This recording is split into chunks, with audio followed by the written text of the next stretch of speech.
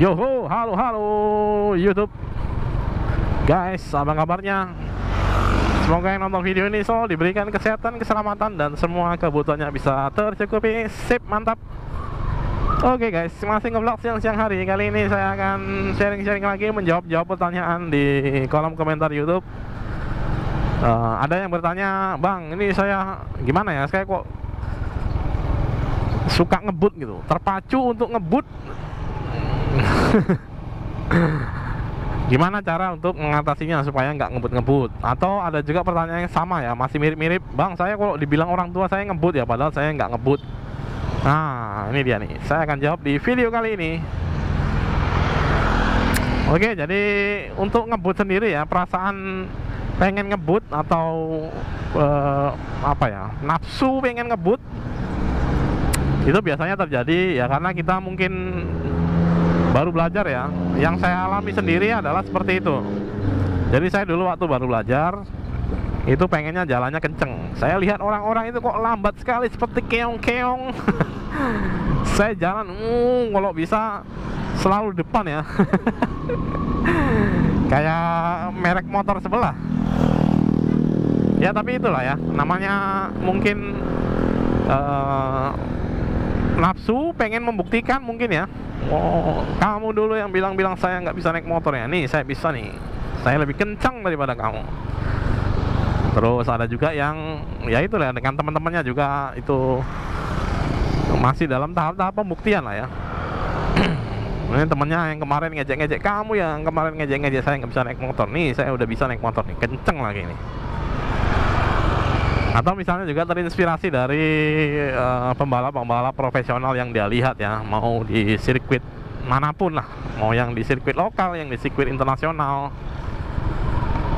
Mungkin dia terinspirasi dengan, wah ini kecepatannya segini nih, saya harus bisa lah. Paling enggak hampir-hampir segitulah. Ya jadi banyak faktor yang menyebabkan orang itu pengen ngebut atau terpacu untuk ngebut ya. Banyak faktor. Dan kembali lagi ya, karena faktornya dari diri sendiri ya, yang bisa mengendalikan ya dari diri sendiri. Jadi misalnya kamu, nah ini saya cerita saya dulu aja ya. Nanti kalau saya kamu terus itu kayaknya menggurui sekali ya. Jadi saya mau sharing aja. Jadi dulu saya waktu baru bisa naik motor, set gitu kan, saya udah pernah ceritain juga ya. Oh saya kenceng nih, lampu merah langsung gas 1 2 3 set, nggak nyampe, jalan sekitar nggak nyampe 100 meter itu udah sampai 60 km/jam. Terus ngeremnya cuman pakai rem belakang doang, terus nabrak. Nah dari situ saya punya pemikiran bahwasanya nanti kalau mau naik motor lagi saya akan batasin cuma sampai gigi 3 saja. Kecepatannya berapapun nggak masalah ya, tapi cuma sampai gigi 3 saja. Saya nggak bakal sampai gigi 4. Nah ketika saya bisa naik motor lagi, yang naik motor Supra yang saya jatuh, yang gigi saya patah itu saya bahkan bukan gigi 4 lagi, bahkan sampai mentok sih kayaknya. Saya itu naik motornya sampai mentok gasnya. Jadi ya itu, mengendalikan diri sendiri adalah hal yang paling sulit di dunia ini ya. Jadi bukan masalah di motor aja, semua hal apapun, lawanmu yang terberat itu bukan orang lain tapi dirimu sendiri. Ya jadi sama dengan naik motor juga, yang saya bilang tadi ya, nggak mengendalikan diri sendiri ya. Saya tadi sudah punya pemikiran seperti itu waktu jatuh, terus ternyata tidak juga, jatuh lagi, punya pemikiran lagi seperti itu. Saya tidak akan kencang-kencang, tapi tetap aja masih kencang-kencang. Terus mungkin seiring bertambahnya umur ya, kayak saya gini udah nambah umur, terus juga punya kendala di penglihatan ya. Saya minus matanya, jadi kalau jalanan siang gini sih masih oke ya pakai kacamata. Kalau malam itu PR sekali. Jadi karena terbiasa pelan-pelan waktu malam, jadi Berkendara di siang-siang hari seperti ini pun saya pelan jadinya. Tidak ada yang dikejar-kejar, apalagi cuman bikin konten seperti ini aja ya. Udah pasti tidak ngebut-ngebut lah. Ya itu jadi salah satunya banyak ya untuk yang mengendalikan diri. Yang pasti yang pertama faktor umur, terus juga faktor kebiasaan. Kalau kamu biasanya lewat jalan yang kosong-kosong aja, yang sepi-sepi aja, itu pasti nafsu untuk memutar gas, memaksimalkan kecepatan motormu alias ngebut, itu pasti sangat besar sekali. Ditopang, karena ada ditopang ini ya, jalanannya juga sepi, terus motormu juga sangat-sangat mendukung sekali untuk ngebut.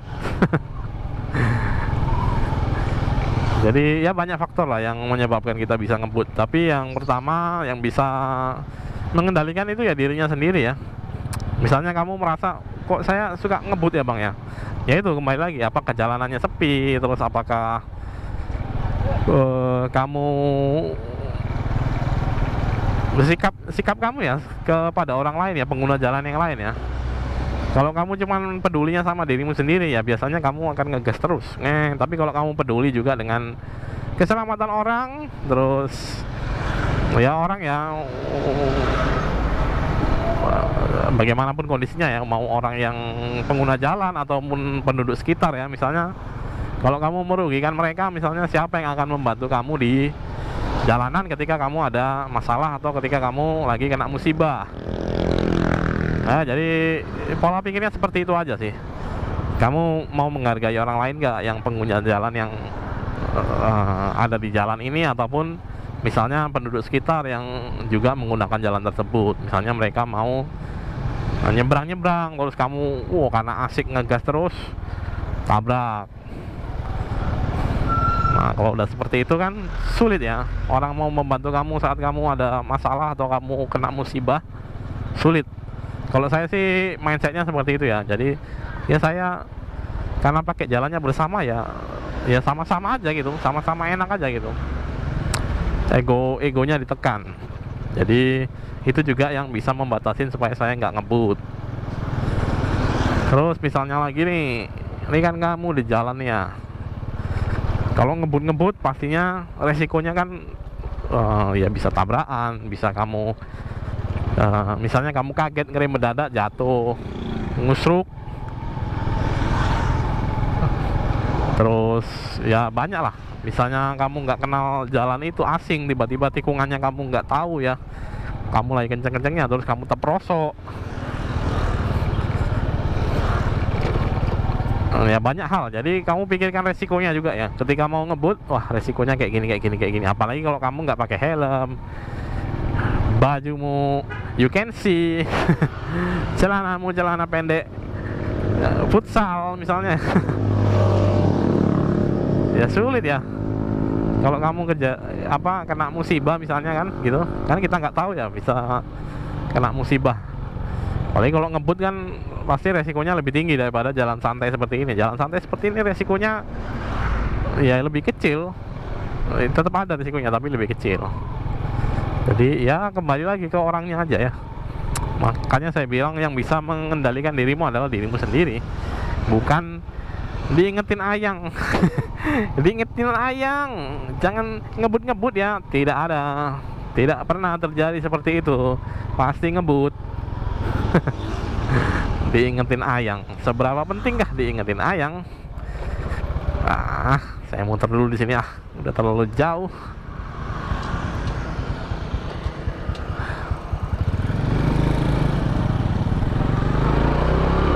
Jadi nggak penting siapa yang ngingetin kamu ya sebetulnya ya. Kalau udah di jalan itu biasanya ego kita yang main biasanya. Biasanya kepala kita pun kalah sama ego kita. Misalnya kepala kita bilang, wah pelan-pelan aja bro, tapi nafsunya kenceng, pengen kenceng. Ada yang nyalip tiba-tiba, kayak gini, disalip mama, panas. Kok aku disalip mama ini? Langsung digas gitu ya. Kok saya mah santai aja, biarkan dia mengejar sesuatu.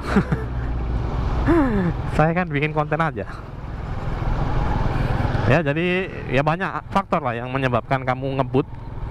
Tapi yang pasti terutama adalah yang bisa mengendalikan dirimu sendiri. Kalau untuk caranya sendiri ya itu ya, Kamu pikirkan resikonya waktu ngebut. Sebelum ngebut itu kamu pikirkan resikonya. Wah nanti gini, begini. Wah saya nggak pakai helm, begini. Wah nanti nabrak kendaraan yang lain, begini. Wah nanti nabrak warga sekitar, begini. Nah, pikirkan resikonya. Terus kalau untuk yang bisa saya kasih tipsnya, ya paling kamu batasin aja kecepatannya. Terus kamu biasakan. Misalnya kayak saya ini ya, saya nggak sengaja membatasin kecepatan di 40 km/jam karena di beberapa kondisi saya masih bisa nyelip juga di kecepatan yang ya kayak 60-70 km/jam itu saya masih bisa nyalip.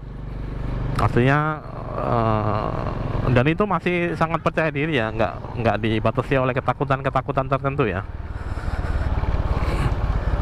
Tapi bisa dicoba caranya, misalnya kamu batasin nih. Oh iya nih, saya kecepatannya cuma 40 km/jam aja, dan itu dipastikan speedometernya hidup ya. Kalau speedometernya mati, ya sama aja bohong. Kayak gini kan, speedometernya mati, tapi saya tahu kecepatan saya rata-rata ya 20-30 km/jam aja kalau lagi bikin konten seperti ini. Kalau normal nggak bikin konten ya biasanya maksimal 40 km/jam, 50 km/jam, seperti itu. Terus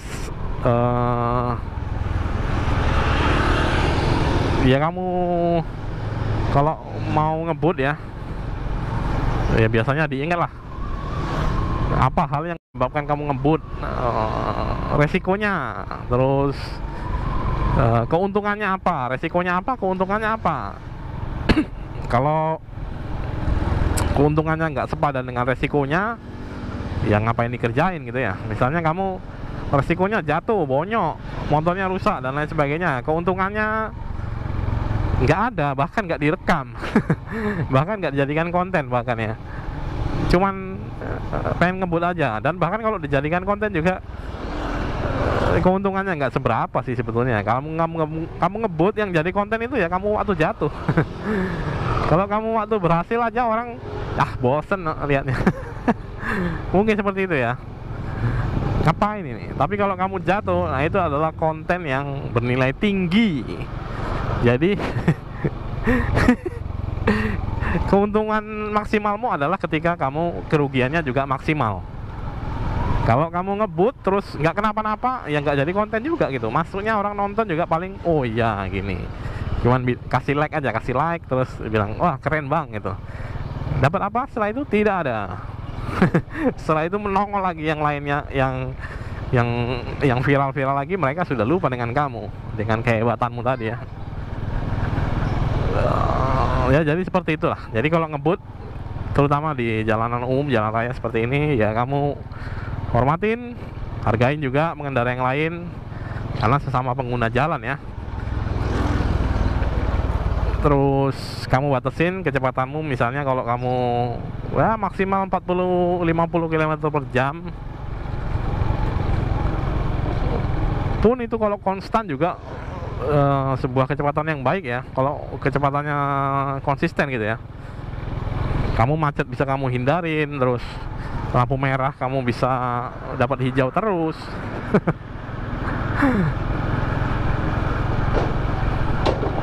Oke, jadi untuk ya menjawab pertanyaan yang ngebut-ngebut tadi ya, kembali lagi saya kembalikan ke masing-masing orang, karena yang bisa mengendalikan bukan dari ceramah saya tadi ini ya. Bukan dari tips-tips yang saya berikan tadi, tapi dari dirimu sendiri kalau ngebut. Pahami resikonya, makanya saya banyak sekali bikin konten yang resiko-resiko ngebut, macam-macam resiko ngebut. Terus ya banyak lah ya, ngebut itu bahkan untuk ngerem aja bisa terperosok. Terperosok bahkan kalau untuk ngerem. Kamu lagi ngebut, enak-enak ngebut, tiba-tiba wah ada anak kecil lari nyebrang jalan, set, mau nggak mau secara refleks mungkin kamu akan ngerem duluan, nyusruk, jatuh. Itu kalau juga kamu sendiri yang jatuh. Kalau anaknya tadi nggak sengaja juga kamu tabrak, lain lagi ceritanya. apalagi dia ya warga lokal lah ya, warga penduduk sekitar. Tidak ada yang membantu kamu. Pasti kamu disalah-salahin. Dan ini udah nggak ada obat lagi ya, pasti panik ya, udah nggak ada obat lagi kalau kayak gitu, panik. Udahlah jatuh, terus kamu dimarahin orang, diminta tanggung jawab sama orang, motormu nggak jelas kayak gimana kondisinya.